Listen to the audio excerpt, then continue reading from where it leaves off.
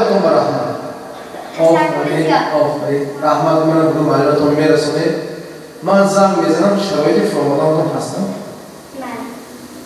آفرین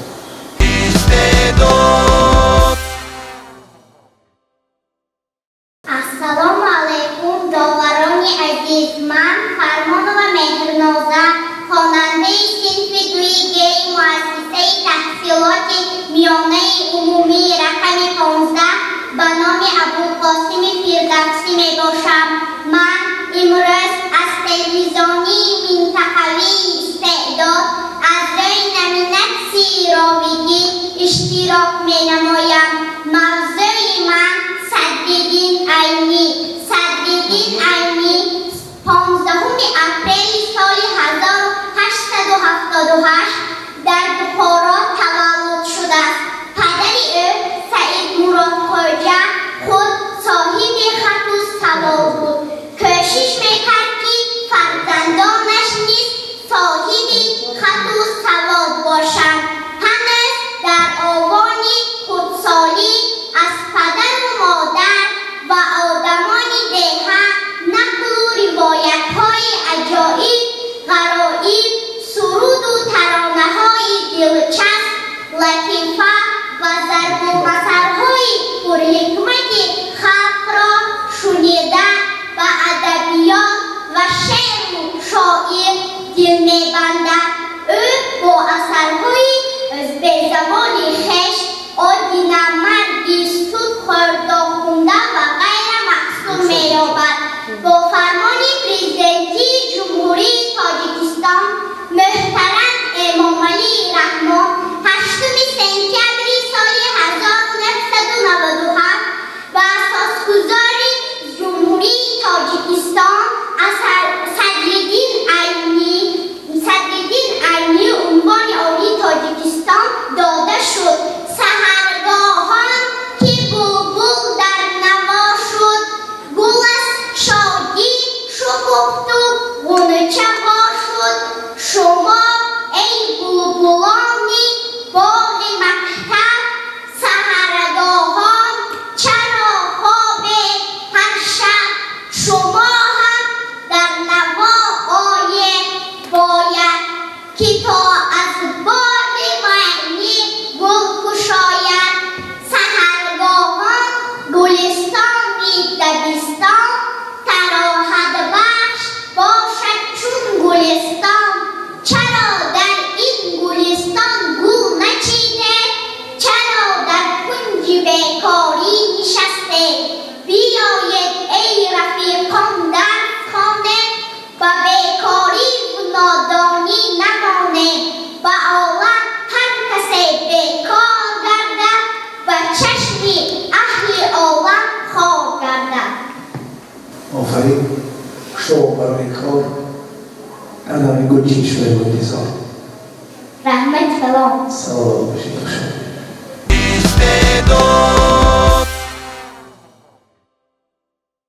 من جرایت زفرز خواننده صنف نوین مؤسسه تحصیلات میانه عمومی رقم 1 به نام ایوان پیتروویچ رزین در آزمون استعداد در نمونه رقص اشتراک می‌ورزم.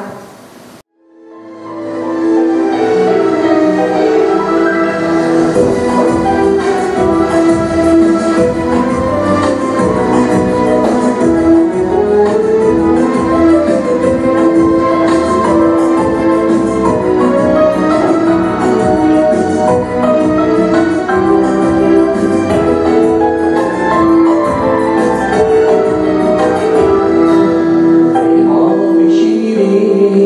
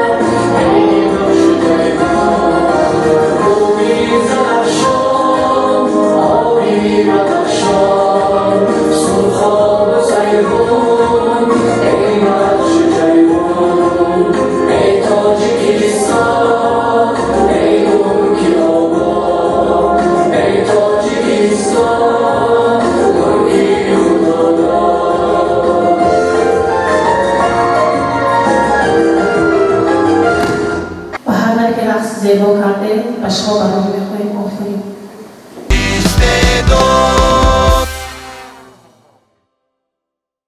بر شما از روی سربخشی زرفشان السلام، از صفای چشم سارانی بدخشان السلام، از خجند باستان و ملک ختلان السلام، از تمام تاجیکان و تاجیکستان السلام.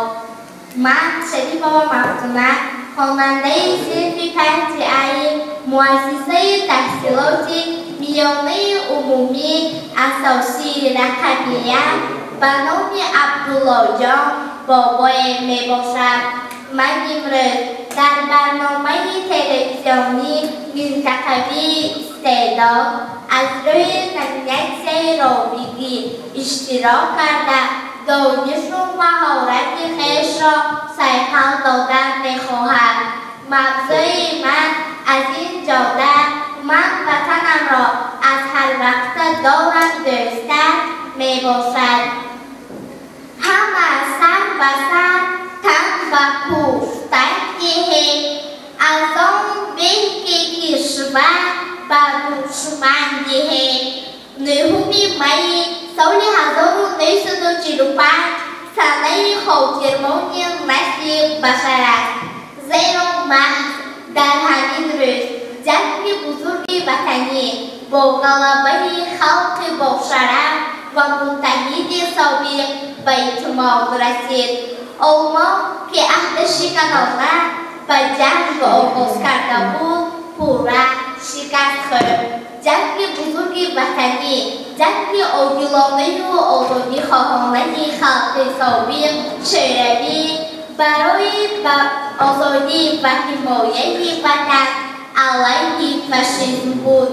22 ایون سال 1941 قواهای مسلح آلمان ناگهان به اعلان جنگ به اتحاد شوروی هجوم کردند.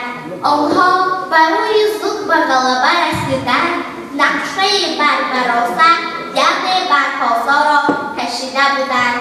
ناوابسته از برتری زیاد تکنیکی به خلق بزرگ شوروی میسر شد که شهر غلبه را بکشد.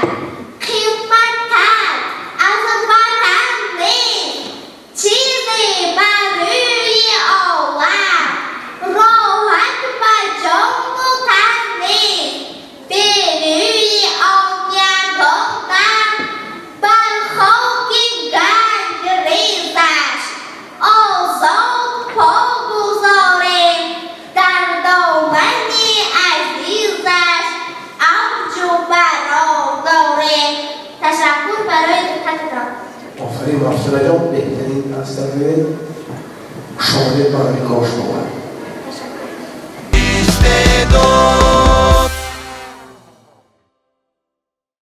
السلام علیکم.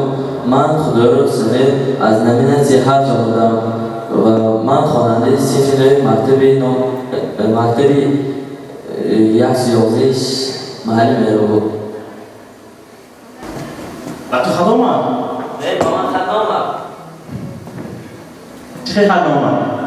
خط آمد از طرف مادرم آمد. ولی با من خط آمد. با توی اشتر خط همه نمیزدن؟ نه 5 ماه شده ما کسی خط همه نمیزد. من با خط آمد بیا بخونه. بیا خونه کنی؟ مکتوبی سلامتی. السلام علیکم سید عزیزم. و علیکم السلام. مؤسسه تو را و خواب و روز در خیال از درگاه خداوند بزرگ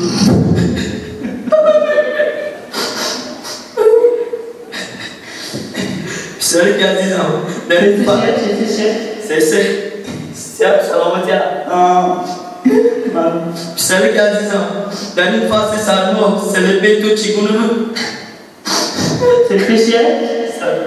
لباس سلبه لباس ما به حد خواطر شده پسرک عزیزم اگر از جهت خیلی تنقیسی کشیده باشید درو دمش گیره سرجانا در اینجا آوازها آمد که گویا تو در عسکری چنه شده باشی. چی میشه؟ ابراز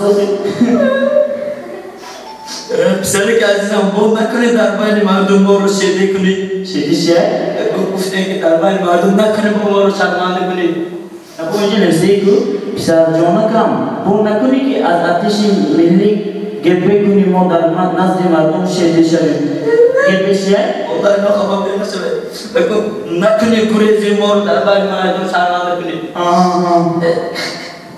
کماندیر اگه بخواستی کارو چه پیشه؟ موضوع تو زور بود کام نیست. یعنی دیگه در آباد کردن نکرده. همین موضوع برو کام زده شوخی کردن نکرده. وقتی خواندتونو تیز شوید. موضوع اونجا شما ایجاد داشته کام داره. دوستم این گیرش چی؟ من خیلی شما تیز بسید تو هم الان با باور شدتون باشید. همین برو کام. ولی باوری تو نه. خود شد برو بکنم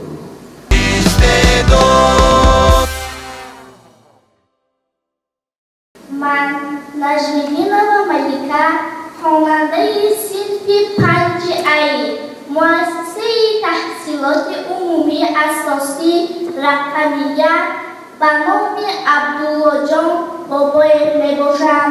من امروز در برنامه تلویزیونی منطقوی استعداد از روی نمینه سیرت اشتراک میکنم.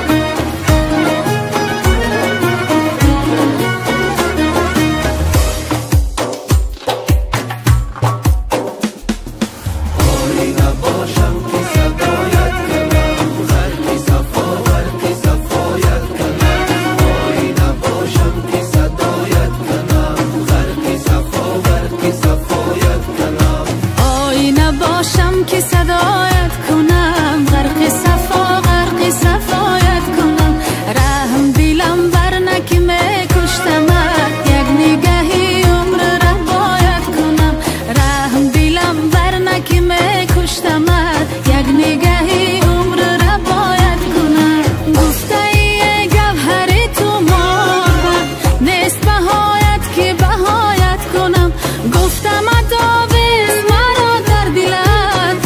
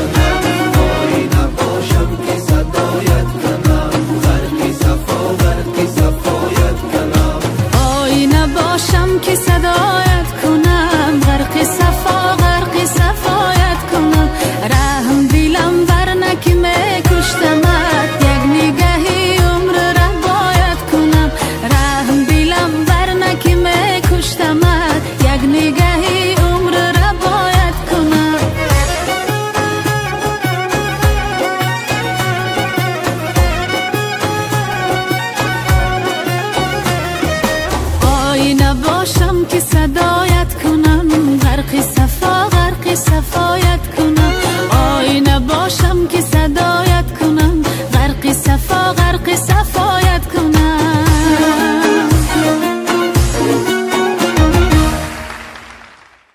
ملکه بانو با تیار خوب آمدگی پس وقت رقص از ضرب میبروید ضرب یک میدروید باز میبروید خدا میتونست کردن بچه چهره خوشره دارید قدم آمد زیبا دارید و شما برای میخواهید آفرین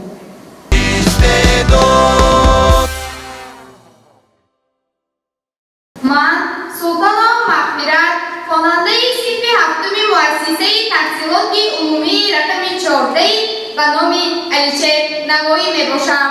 من در آزمون استعداد از روی نمینت رابطی اشتراک نموده میخواهم دانش خود را سیقل دهم.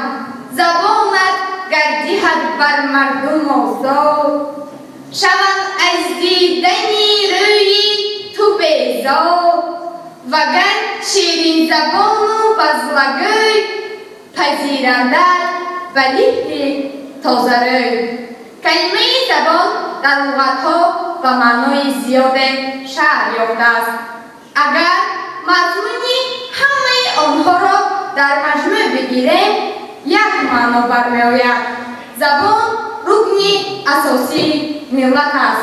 هر کی به قدری زبان نرسد و قدری هیچ چیز و هیچ کس نمیرسد. آخر زبان مادر است. زبان تاریخ است. زبان مدنیت است.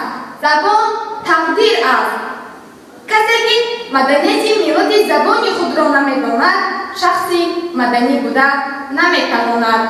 مرگ ملت از مرگ زبان سر می شود. مدنیت زبان از زمینه خوب دانستن زبان مادری می باشد. زبان ما حالا و طلبات امروز و فردا باید جواب گوید. خواسته های دیروز و پرروز سنت های هزار ساله را نیز فراموش نکنیم. در عالم زیاده از 2000 زبان موجود است. این زبان ها و گروه ها جدا شده و در بین خود خش و تباری دارند. و دقتتان تشکر. آنجا جان شما چه شاشی بگویدان خواندن را من برونده خودتان معرفه آواز بلند بدید. با همون اینترنت سگردید موبایل رو پاوز رو داده سراز گفتم سر کرده. مثلا بگوید آدم بگوید من بابوی خوی کدام خواننده مکتب میانی فرام میمانم سپرگاه رو بگوید کن تن روز پاوز دوست دارد کن کن در تیار بشید رو بعد دفعه بگوید.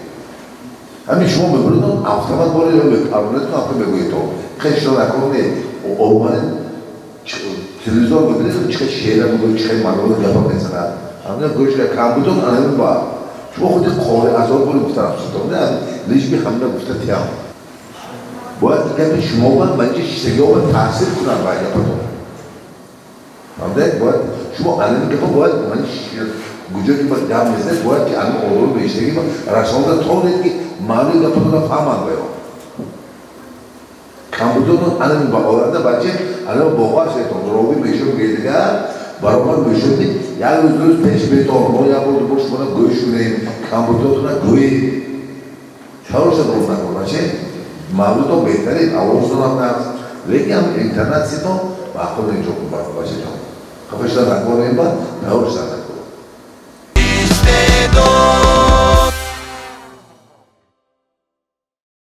سلام و درودی به پایان نیسار شمایان داوران عزیز و ارجمند. بنده رسول و پروانه خواننده صنف 6 بی مؤسسه تحصیلاتی میانه عمومی رقم 14 به نام علیشیر نوایی. من میخواهم در نملت رابطی اشتراک نموده دانش و مهارت خود را سرقل دهم. چرا پرزیدنتی مملکت امام علی رحمان را پیشوا مینامد؟ با اندیشه من این مردی سیاستمدار و جسور پاک وجدان و دلیل از روز بر سری دولتم آمدن جامعه ننگون آموز و برنمودن تمام نیروی جسمانی و عقلانی خیش را در راه صلح مصرف نمودند. از این خاطر پرزیدنت جمهوری تاجیکستان امام علی رحمان را پیشوا مینامند. رحمی پروردگاری ما آمد و این شخص دوربینی ملت دوست و میدان سیاست کاملا وارد گردید. نور امید در دل ملت شعله زد. مردم آهی سبک کشیدند در این امیدی را بست. بله، پایان همه ناامیدی امید است. خدمت‌های امام علی رحمان در ایجاد راه صلح و وحدت هیچگاه فراموش نخواهد شد. برقرار گردیدن صلح و وحدت ملی، تشکیل دولت مستقل، بنیاد انشاءات‌های مهم کشور دلیل کارنمایی بی‌نظیر قهرمان تاجیکستان امام علی رحمان است. ای سرور و ساربان ما، امام علی رحمان ما، اسماعیلی دوران ما، امام علی رحمان ما. شد تاجیکستان شغلور با نام تو در بحر و بر. ای سرور و ساربان ما، امام علی رحمان ما. و دقتتان یک جناب تشکر.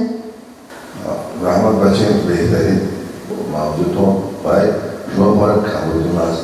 ای سرور و سردار ما، امام علی رحمان ما. سرور و سردار یک جای رو بکنم دیگه تو شما موبایلش رو لطف پاوزارید. انمی صحبت الیمنترش دوباره ها. من با گفتگوی استاد روزی صدر صد شکلی گفتم من گفتم نظم آن دادیم من فهم دادم رفته استاد رو که کار کنید بهترین یا بار بودید ارزیاد میکنید شعر قیمه ارزیاد میکنید همش 100% فقط کار کرد